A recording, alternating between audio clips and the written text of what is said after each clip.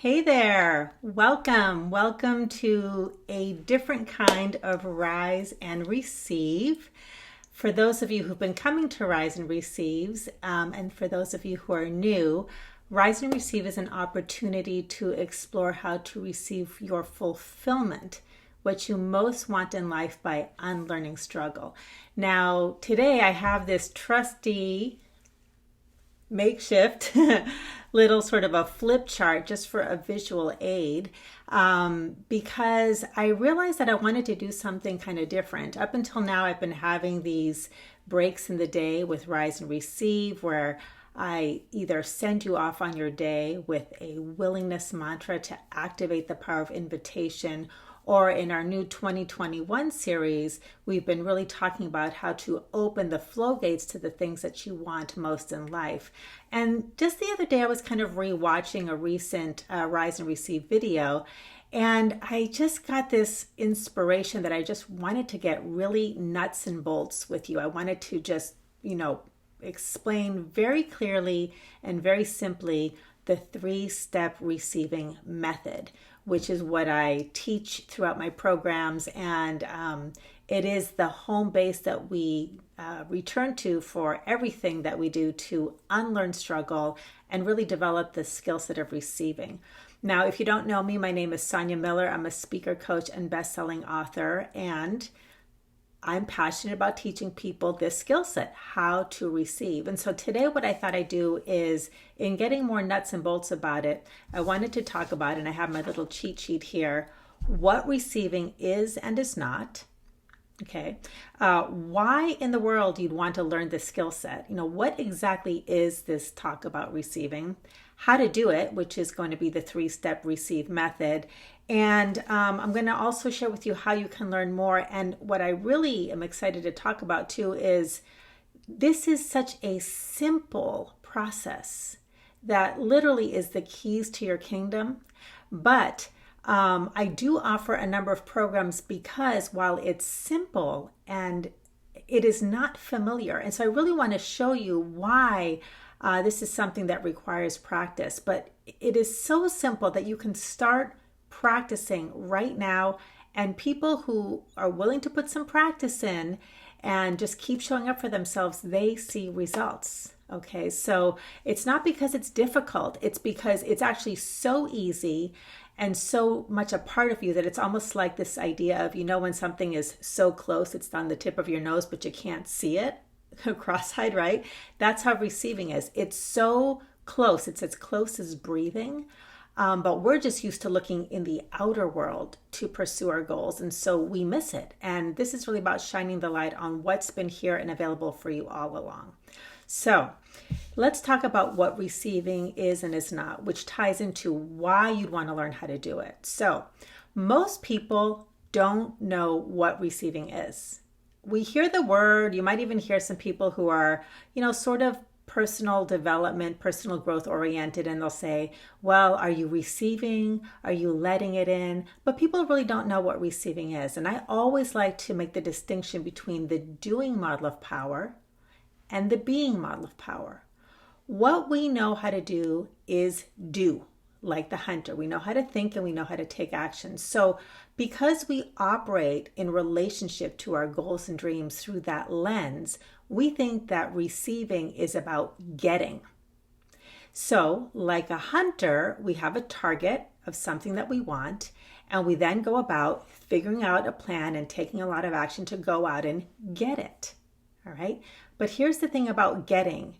Getting does not guarantee fulfillment, which is why usually there's two sorts of experiences that people have. They either have a goal, they go out and get it, and they achieve it, so they have success, but they don't necessarily have lasting fulfillment, right? Because fulfillment, which is what the being model of power is, a feeling. It's not a getting, it's not an achieving. Getting and achieving, like getting the target when or hunting that thing that you're hunting. Once you get it, you're done. And then what? You got to go hunt again. So you might be happy for a moment and you might feel successful, but you aren't going to experience lasting fulfillment. And when I work with people around a lot of the goals that we have, whether it's you want a relationship, you want more money, you want sales, you want a promotion, you want to get the job, you want to get the boyfriend, you want to get the girlfriend, people get it and they lose weight and they make more money. And guess what? Once they get it, it's done and they're often hunting again. So the lasting fulfillment eludes people, right? Now, what receiving actually is something that you experience. It's a feeling. It's something that moves through you. And that's where we start to tap into the being model of power. Once you start to understand that fulfillment is a feeling and that what you really want is the feeling, then you start to tap into this whole other wellspring and this whole other very tangible skill set that's always been available. It's the most natural thing in the world, but most of us are really unfamiliar with it. So that's what receiving is. It's not a getting, it's not an attainment, it's a feeling, it's an experience that you open up to, that lives within you, that's always available when you don't get in your own way. All right, so that's the what receiving is and is not. Now, why would you want to learn this skill set? Why would you want to tap into this? Well, first of all, it allows you to access what I call two experiences around fulfillment, which is the experience of beyond and the experience of speed. So what does that mean?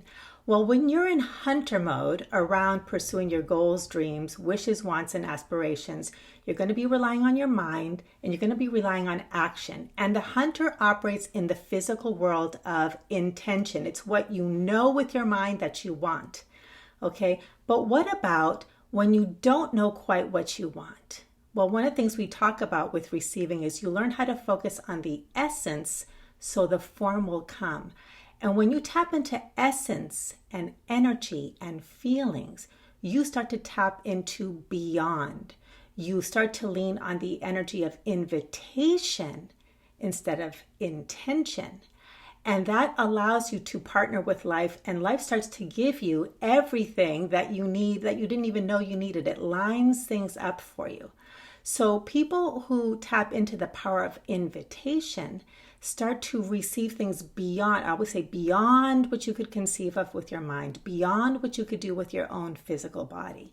I just talked to a CEO today who's been practicing these practices, and she had these amazing breakthroughs open up for her since she's been practicing this receiving. She already had the hard skill set, this brilliance in the physical world, but she kept hitting her inner glass ceiling. And that's what the inner glass ceiling is about. The inner glass ceiling is when you over-rely on the doing model of power because you don't really have access to the being model of power. And doing is great. It's necessary. We have to take action in the world, but it can only take you so far. And when you start to open up to this whole other skill set of being, that's when beyond becomes possible, beyond your upper limits. It's always so exciting to me when I'm talking to my clients and they start to have those experiences of big sales closing on the spot when they shift out of seeking to receiving. And it happens in all sorts of ways, tangible and intangible. So beyond is one of the benefits of this. The other one is speed. So when you're in hunter mode, you're going to be doing these consecutive steps, one after the other. It's very tangible, physical world. But when you focus on essence and let life give you its kindness in expected and unexpected ways, then you take the bird's eye path from point A to B. And that's when seeming miracles happen. Now, the being model of power is messy. It's not linear. But when you start to get more comfortable with the messiness and really start to know how to receive both the things that you want and the things that you don't want so that they move on through, then you start to tap into beyond and speed. So what most people do when they don't have access to this receiving skill set is that we know how to do. We know the hunter's way. And when we know that and we aren't receiving our fulfillment, what do? We then do more and think more and work harder. So this is a process of unlearning the hard work ethic and the hard work struggle when it doesn't serve you, understanding that there's a time and a place to put in action, but there's a way to take smart action and efficient action and aligned action and inspired action, as opposed to hard work, because I don't know anything else to do. You start to work smart and not hard. So that's why you would want to learn how to receive. Now, let's talk about how to do it. I'm going to give you a little forewarning, okay? The mind is an amazing tool, and we can do amazing things with our intelligence, our high intelligence. But when we've over-relied on our intelligence, it can actually work against us. So I'm just going to tell you right up front, this tool is so simple that your mind might push back. We'll say, it can't be this simple, and you'll go to hard work. That's what happens, right? But I can tell you, and you can go to the testimonials and the success stories that are all over Success for the Soul and the Receive course. When you start to hear what's possible for other people, it will awaken something in you. And especially if you are tired of working hard and waiting for your long overdue rewards, I invite you to really open up to another way of approaching your success, your fulfillment, and your productivity. So here goes on my trusty flip chart. Okay, so, oops, don't want to knock this over. So the receive method is A.L.I. And one of the things that I always like to talk about is that receiving begins in awareness. Struggle also begins in awareness. So what we're doing when we start to really move into this is the being model of power is about training your awareness. Now, as a former law of attraction expert, I still know all the law of attraction stuff, and my book still applies and all of that good stuff. But what I got really clear about is everything gets distilled down to the skill set of receiving. And one of the ways that this hard work ethic can sabotage us is we apply it even to our inner world mindset tools. So what happens is we can take affirmations and visualizations and all of these practices, and even those can be a way that we experience resistance because we think more is better, no pain, no gain. We apply those same hard work ethic sorts of values onto our inner world practices. Hi, Kaya. So this is not about mind control. This is about training your awareness. And the 3-step method is this, A.L.I. So what we do is we start practicing becoming aware of what is arising in our inner world, our thoughts, our beliefs, our expectations, our wants, our don't wants, our feelings, our sensations. We become aware. And there's basically 2 modes that our mind can operate at. One is when we get lost in our thoughts and lost in our reactions, in which case that is what is filling up the space of our receiving. And I'll talk a little bit more about space, but our space, our awareness, our mind, our experience is filled up with reactions and thoughts and problem solving. Or we can actually return to awareness, where there's a space between you and what is occurring in your inner world. The moment you have space, you now can access the free will to choose. And the receiving method is based in a very foundational assumption. It's a presupposition for all that we are creating in our lives. And it is this: your consciousness creates your reality. Now, your consciousness is much more than what you think about. It's everything happening in your inner world. Your thoughts, your feelings, emotions, sensations, conscious, unconscious, everything. So, your consciousness creates your reality, but if you don't really understand the terrain of your consciousness, then you're going to be limited in terms of what you can receive into your experience.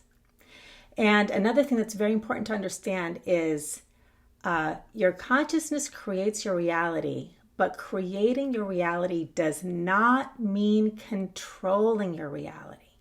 So receiving is about really understanding the difference between control and power. And here's what tends to happen. Most people will continue to rely on the hard work ethic because there is this illusion of control. And as long as you have the illusion of control, most of us will settle for it because control feels good. Control feels safe, especially to our minds. But I have found that the moment, or when life gives you an opportunity, I should say, when life gives you a life, an experience, a set of conditions where you feel out of control, where no matter where you look, you just can't even get an illusion of control, that's usually the time that people start to become willing to discover another way. This is where you get to tap into your power. Control is about force over outer conditions. It's also about force over inner conditions, but it's still something that we want to control that we can't control. Power is something that's always within you and available to you that you allow yourself to open up to and receive. So that's a kind of a riff, a little bit of a rabbit hole on awareness, but awareness is the key to everything. And once you start to train your awareness, you start to open up to the power of being and the power of receiving. So once you become aware of what's arising in your inner world or your outer world, the next step is you let it be here. You say yes to it. You experience it. You open up to it. You allow it. What most of us do is something arises in our outer world or our inner world, right? So let's make it really tangible, right? Let's say you want to make more money, right? And I'll give you a personal example, right? So when I was starting to learn about this, it was just kind of coming to me through just a whole bunch of awarenesses coming together.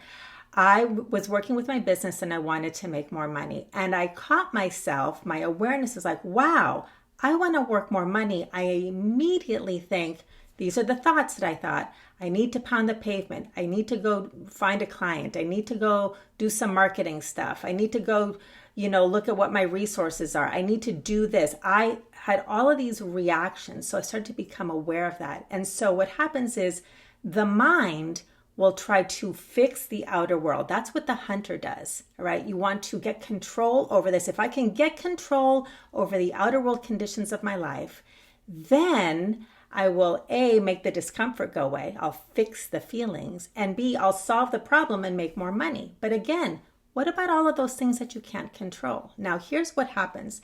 We all have a space in which we receive. That space is your awareness. That space is your life. That space is your body. The things that you want to manifest or receive, you need a space in which to receive. So we start with awareness. Now, I always like to say, a bowl that is full can receive no more food. A bowl that is empty has space in which to receive food or something new. Your best friend is spaciousness. Spaciousness in your awareness, spaciousness in your body, your feelings. There needs to be a space for you to receive something new, okay? And that in the awareness, what happens is the moment you have something come in and you try to solve the problem, what's in your awareness is problem solving, problem solving, problem solving. You'll be up in your head, problem solving. So what happens when you're in problem solving mode? Your space is filled with problems. That's what's happening in consciousness. So you will be forever solving problems, fixing problems, fixing problems. Once you, instead of attack the problem with your mind, right, you let it be here and breathe and let it land. And we have all these little tools that we kind of draw upon to really let what's here land. But that's it. You just let it land. You don't resist it. You don't control it. You just let it be here. You let it be here. Then, little sidebar, you might have heard this phrase, what you resist persists. So when you're trying to problem solve, you're resisting what is. You're trying to change something. What you resist persists. what you honor, which means what you accept, what you allow, can transform. Because here's the nature of life. Life is always moving. All things are impermanent. So whatever is arising will move on through. It will pass. It will land, and a space will open up now in which to receive something new. So you allow it to be here. You let it land. You breathe. And if you just let what's arising come in and land without fighting it, controlling it, battling it, resisting it, protecting yourself from it, trying to do what the hunter does, right? It hunts, it fights, it protects, it strategizes. Instead, you just let it land. You let it be here. It will move on through, and now there's a space to receive something new. So that's the second step. L, let it be here. Awareness of what's arising. Let it be here rather than try to fix it, control it, or problem solve it. We do a lot of breathing with receiving because that brings us from the head to the body, the thinking to the feeling, the capturing to the experiencing. Okay, so the breathing does that. And then once it's landed and you'll feel something shift, then I invite more or better. And that is as simple as a question. Once it's moved, you can simply ask in consciousness, what else is possible now? Do you see how different the energy is when you're asking, what else is possible now? Open, receptive, as opposed to, how do I solve this? What's the answer? What do I do? What do I do? What do I do? That is the what do you call it? The battle cry of the doing model of power. What do I do? But when we can relax, let it land, and then invite more or better, what else is possible now? You don't go seeking for the answer. You just be open in the question. And then see what shows up. The proper action when you don't know what to do is you receive, A.L.I, invite more better, and then do what's in front of you. Because now your action is going to be open and receptive to something new rather than frenetic problem solving. Another question you can ask is, how does it get even better than this? So you can receive things that are negative, they will move on through. You can also receive manifestations and things that are positive, like, yay, I got the thing I wanted, I received it. How does it get even better than this? You experience it fully. Okay. Also, another really powerful energy of invitation is willingness. So with my Receive Oracle cards that I've been doing the videos on, each card has a willingness mantra. One of my favorite willingness mantras is, I am willing to be pleasantly surprised. So you've received what's here, positive or negative, you've let it rest, you've let it land, and then deep breath, I am willing to be pleasantly surprised, and then do what's in front of you. So there was something else I wanted to say about, so I've been talking a lot about the hunter as the metaphor. Well, the metaphor for the being model of power is the majestic tree. And here's a really important thing to be aware of. If you are an overfunctioner, a hard work ethic sort of person, but you'd like an easier way, and a part of this is resonating for you, know this, that the absence of doing is not the same as the power of being. And this is why we have an opportunity to, or at least what I like to do is offer a couple different ways to start exploring this, because the mind is so powerful and the doing model in your life has been so validated with money, with pats on the back, with look at what you've done. We get a lot of validation for our performance, not so much for our presence, for our beingness, our feelings, our experiences. How do you feel about yourself when you're doing something productive? How do you feel about yourself when you're not doing anything? You don't know what to do. People tend to feel bad about themselves, and that's because there's been a disproportionate conditioning or reinforcement for all that you do versus all that you be. And yet there's so much power in being. So what is the metaphor? The majestic tree. The majestic tree does nothing, examines nothing, pursues nothing. It's planted and stands where it is. And it receives everything it needs, and I dare say much of what it wants all day long. Life provides. Life provides for no reason, simply because it exists. You can too, if you can train your awareness, because it will shift into doing mode. And there's many reasons for that. We don't have time for that today. But the majestic tree is this amazing metaphor. It stands, it stays, and it shares. So the majestic tree has tremendous impact and influence across the lands. It shares its fruits. The birds and the winds carry its offerings. It doesn't have to work hard at all. It just stands there. And it keeps expanding in power and presence. And it offers over and over again endlessly, and life provides. That is the being model of power. You can experience that, embody that, and receive your fulfillment. So that's A.L.I. That's the 3-step method. It works. It produces tangible results. It's a skill set that you absolutely can tap into. And let me tell you a little bit more about how you can learn more about this if you'd like to. Now, I've created a number of different programs ranging from no cost and low cost to other programs where you can deep dive.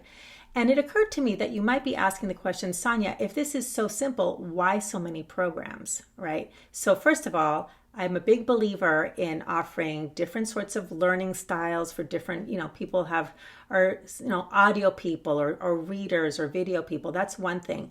But here's the thing about learning this skill set. It is simple, it is easy, but it's unfamiliar. So I actually wrote down three ways to really illustrate why it is that we need to just practice, because the people who practice get the results. So first of all, the process of unlearning, which is what we're doing, it's kind of like, well, first of all, it's understanding that there's a paradox. When you have a goal and you're not receiving the fruits of your labor, okay, the mind will always ask, what do I do? But doing is the problem. You're hitting your upper limit, your inner glass ceiling, because doing can only take you so far. And it's kind of like realizing when you're unlearning that something that seems like the most natural thing in the world is actually not good for you. I actually had a supervisor in my master's program who told me this story about he had gone to the doctor because he wasn't feeling well. And the doctor said, you have high blood pressure. So he put him on some medicine. He started taking the medicine. He went home and he freaked out because he couldn't hear his heartbeat in his ear. And he called the doctor and he goes, something's wrong. I can't hear my heartbeat. I can't hear my heartbeat in my ear. The doctor said, you're not supposed to hear the heartbeat in your ear. That's your high blood pressure. He thought that was normal, but it's not. It wasn't serving him. That's what happens with doing. You think doing and figuring things out is what you need to do to break through your inner glass ceiling. It actually can be a problem. It can be the thing that's in your way. So we have to unlearn that. And that takes a little bit of support for having somebody point out to you, this isn't what's going to serve you. You actually need to stop the doing and then learn how to tap into being. So that's the first reason we need to practice these tools and get some support. The second one is that receiving is very quiet. So when something is quiet and you're used to a lot of noise, which is what the mind and action is, it's noisy. It's like living in the city, being used to all of that noise and stimuli, and then going into the country or into nature.